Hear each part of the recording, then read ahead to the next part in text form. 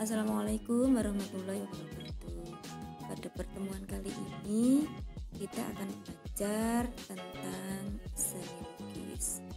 Untuk kelas 9 itu nanti ada dua materi. Yang pertama seni lukis, yang kedua seni grafis. Oke, kita lanjut ya. Yang pertama kita bahas adalah pengertian dari seni lukis.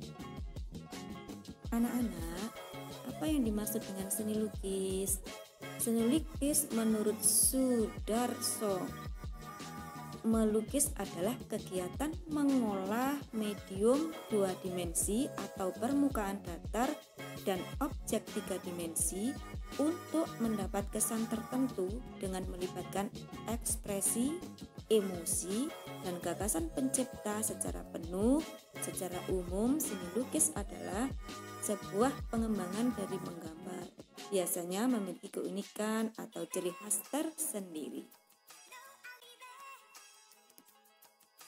Ada beberapa atau aliran gaya melukis. Yang pertama representatif, yang kedua deformatif, dan yang ketiga adalah non-presentatif. Pengertian gaya aliran. Yang representatif itu perwujudan gaya seni rupa yang menggunakan keadaan nyata pada kehidupan masyarakat dan gaya alam. Sedangkan pada deformatif itu adanya perubahan bentuk dari aslinya sehingga menghasilkan bentuk baru namun tidak meninggalkan bentuk dasar aslinya.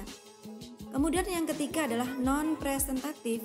Apa itu, Nak? Yaitu suatu bentuk yang sulit untuk dikenal karena sudah meninggalkan bentuk aslinya, lebih menekankan unsur formal, struktur, unsur rupa, dan prinsip-prinsip estetik.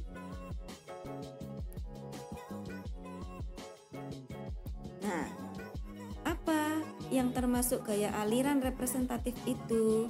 Yang pertama yaitu naturalisme. Kemudian yang kedua adalah realisme. Dan yang ketiga adalah romantisme. Oke, Nak. Untuk naturalisme itu apa? Aliran seni lukis yang penggambarannya alami atau sesuai dengan keadaan alam. Sedangkan yang realisme itu aliran yang memandang dunia ini tanpa menambah atau mengurangi objek. Dan romantis adalah aliran seni lukis yang lebih bersifat imajiner. Jadi daya khayal ya yang akan lebih menonjol di sini.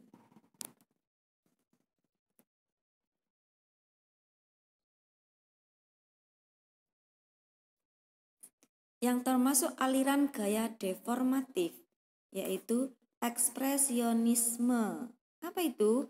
Aliran seni lukis yang penggambarannya sesuai dengan keadaan jiwa sang perupa, yang spontan pada saat melihat objek karyanya. Kemudian impresionisme, artinya aliran seni lukis yang penggambarannya sesuai dengan kesan saat objek tersebut dilukis. Kemudian ada lagi surrealisme, gotik, futurisme, konstruktivisme, dan tentunya kalian bisa membaca sendiri apa yang dimaksud dengan yang Ibu sebutkan tadi.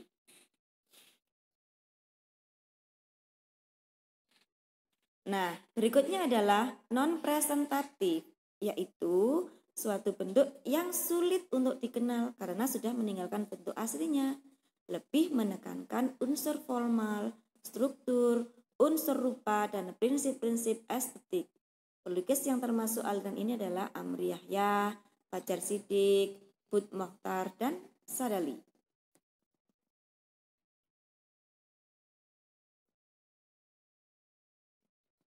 Tema seni rupa.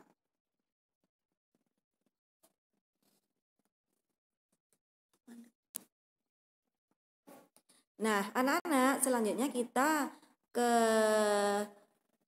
alat dan bahan berkarya seni lukis. Antara lain 1. Pensil. Nah, pensil itu macam-macam jenisnya.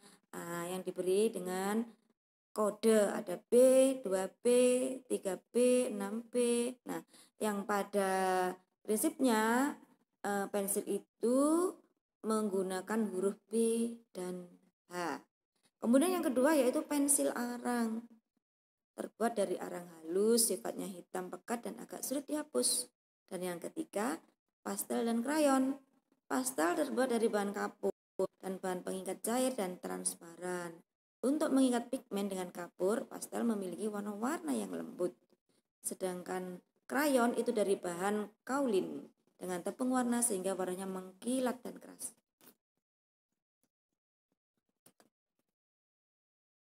Yang berikutnya adalah pena atau pulpen. Kemudian yang tinta bak, cat atau pewarna, kemudian cat air berbasis air dan cat minyak. Kemudian yang terakhir kuas.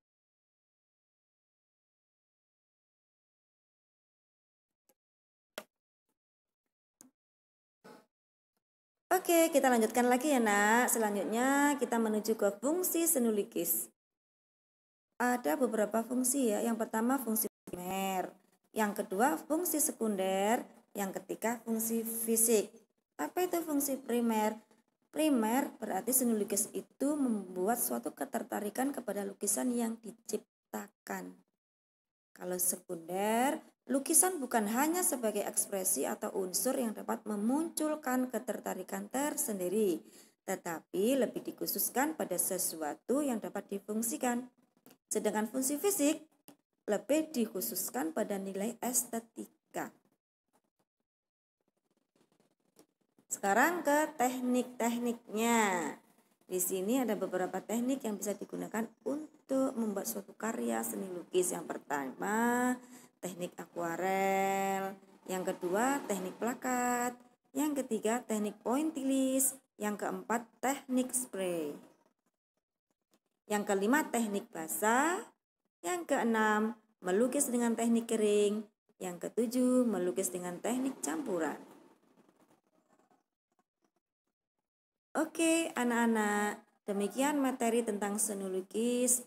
Kita telah membahasnya. Semoga kalian semua memahami. Untuk selanjutnya, yuk kita berkarya. Sekian dari saya. Wassalamualaikum warahmatullahi wabarakatuh.